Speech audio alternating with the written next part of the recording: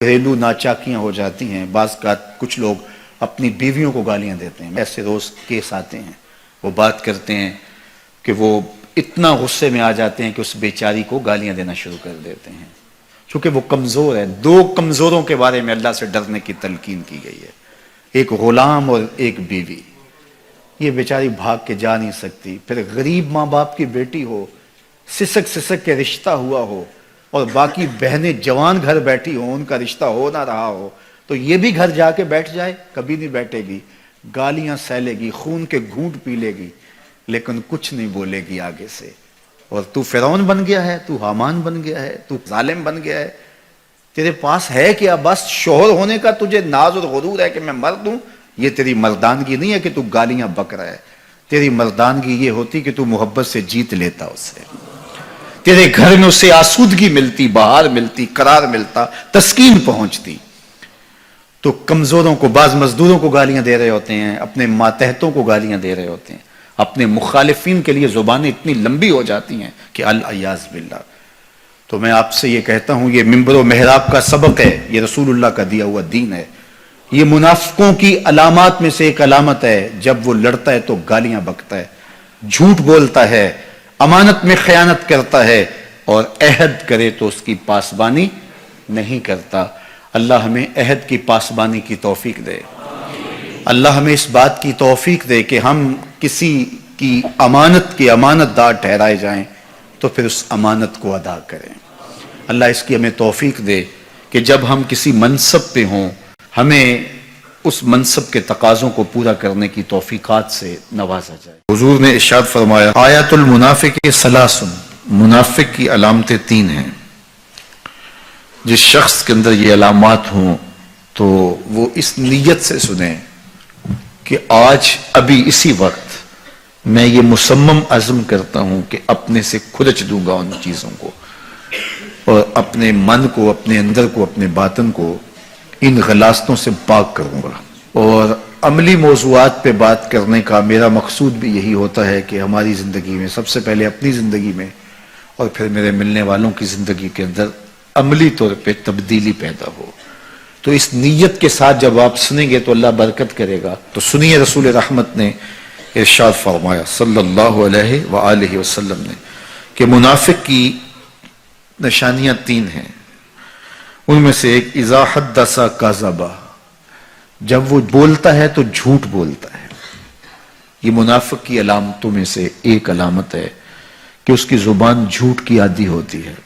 زندگی میں جھوٹ سے اپنے آپ کو بچائیں، یہ زہر قاتل ہے، اندر اجاڑ دیتا ہے، آپ کا معاشرے سے اعتبار ختم کر دیتا ہے اور آپ کی رسوائی کا سبب ہے. دوسرا ارشاد فرمایا، وَإِذَا وَعَدَ أَخْلَفَ، جب وہ وعدہ کرتا ہے تو وعدہ خلافی کرتا ہے. یہ منافق کی علامت ہے کہ وہ وعدہ پورا نہیں کرتا. میرے حضور کسی سے وعدہ کرتے ہیں کہ تیرے آنے تک یہاں کھڑا ہوں، اور وہ جا کے بھول جاتا ہے. میرے حضور 3 دن کھڑے رہتے ہیں، 3 دن کے بعد اچانک وہاں سے گزرا، دیکھا تو حضور کھڑے ہیں. بڑی شرمندگی ہوئی، ڈرتا ہوا آگے بڑھا، صرف اتنا کہا، یار تو نے مشقت میں ڈال دیا. 3 دن تک میرے حضور کھڑے. اور میں کہتا ہوں وہ تو 3 دن بعد واپس آ گیا. وہ نہ آتا 3 سال بھی کھڑا رہنا ہوتا، میرے حضور کھڑے رہتے کہ میں نے اس سے وعدہ کیا ہوا ہے. اور میں اور آپ دیکھیں کہ ہم کہاں کھڑے ہیں. ہم کسی سے وعدہ کریں، ہم خود وعدہ کرتے ہیں تمہیں 6 ماہ کے بعد پیسے دیں گے. وہ بیچارہ 6 ماہ کے بعد بھی جو ہے وہ 1 ماہ اور اوپر گزار لیتا ہے کہ چلو کوئی بات نہیں ہے. اور ہم اس کی موت کی دعا کر رہے تھے، یا اللہ فوت ہی ہو جائے تو اچھی بات ہے. تو پھر ہم کہیں کہ اللہ کی رحمتیں ہمیں نصیب ہوں. یار وعدہ کیا ہے، اپنا تن بھی بیچ کے دینا پڑے تو دیں گے. جو وعدہ کیا ہے جہاں کھڑے ہوئے ہیں وہاں کھڑے رہیں گے، چاہے اس کی کتنی بھی اذیت ہمیں کیوں نہ سہنی پڑے. جب وعدہ کیا ہے تو پھر اس کو پورا کرو. تیسری بات میرے حضور نے ارشاد فرمائی، وَإِذَا تُمِنَ خَانَ، جب اس کے پاس امانت رکھی جائے تو خیانت کرے. اس کے پاس پیسے رکھے جائیں، دولت رکھی جائے، کوئی زمین اس کے نام کوئی کر دے کسی وجہ سے، کوئی اور اس کے پاس امانت رکھ دے، تو وہ اس میں خیانت نہ کرے، بلکہ آپ کے پاس کوئی بات امانت رکھی جائے تو اس کو بھی جو ہے وہ لوگوں تک نشر نہ کرے۔ تمہارے کان میں اگر کوئی بات کرے تو وہ امانت ہے، جب وہ بات کر رہا ہو تو دائیں بائیں دیکھ رہا ہو، تو پھر اس کا مطلب یہ ہے کہ وہ یہ چاہ رہا ہے کہ یہ بات کوئی اور نہ سنے، تو پھر صاحب امانت کو چاہیے کہ کوئی اور نہ سنے۔ یہ امانت ہے اور اس امانت کو پورا کیا جائے۔ اور چوتھی علامت یہ ارشاد فرمائی، منافق جب کسی سے لڑ پڑتا ہے تو گالیاں دیتا ہے۔ ہمارے دین نے ہمیں گالی دینے سے روکا ہے۔ اپنی زبان کی پاکیزگی اور اپنی زبان کی طہارت کا سامان کیجئے۔ آپ کسی بھی حالت میں ہوں، آپ کے اوپر کوئی کتنی بھی زیادتی کر رہا ہو، آپ کو کوئی تھپڑ بھی مار رہا ہو، تو آپ اس کا مقابلہ ضرور کریں، لیکن آپ کی زبان گندی نہیں ہونی چاہیے۔ یہ غصے کے وقت ہی تو انسان کا پتہ چلتا ہے۔ ظفر سے آدمی نہ جانیے، چاہے جتنا بھی ہو صاحب فہم و ذکا، جسے عیش میں یاد خدا نہ رہی، جسے تیش میں خوف خدا نہ رہا۔ عیش کی زندگی ہو یا تیش کی زندگی، خوشی کا مرحلہ ہو یا مرحلہ غم ہو، آپ دیکھو نارمل زندگی کے اندر تو آپ معتدل ہوں گے ہی ہوں گے، لیکن جب آپ کا بیلنس خراب ہوتا ہے خوشیوں کے وفور کی وجہ سے، اس وقت پتہ چلے گا۔ یہ ہے انسان کا امتحان، یہ ہے انسان کی آزمائش۔ منافق کی علامت بتائی گئی، وَإِذَا خَاصَمَ فَجَرَ، جب وہ کسی سے لڑائی کرتا ہے تو پھر گالیاں بکنا شروع کر دیتا ہے۔ یہ منافقوں کی علامات میں سے ایک علامت ہے، جب وہ لڑتا ہے تو گالیاں بکتا ہے، جھوٹ بولتا ہے، امانت میں خیانت کرتا ہے، اور عہد کرے تو اس کی پاسبانی نہیں کرتا۔ اللہ ہمیں عہد کی پاسبانی کی توفیق دے۔ زندگی میں کبھی احیاناً، کبھی کبھار اگر زبان سے جھوٹ نکل جائے مزاح میں یا ویسے، تو اس کی فوراً توبہ کرنی چاہیے۔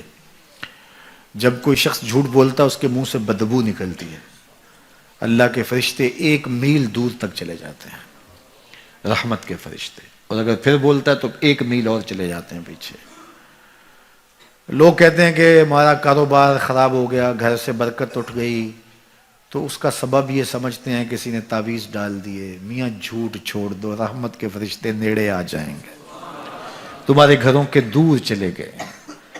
تم نے گھر میں تعویذ باندھ دیا، گھر میں ہنڈیا بھی الٹی لٹکا دی، تم نے جو ہے وہ بتیاں بھی جلائیں گھر میں، تم نے بڑا کچھ کیا، لیکن جھوٹ نہیں چھوڑا۔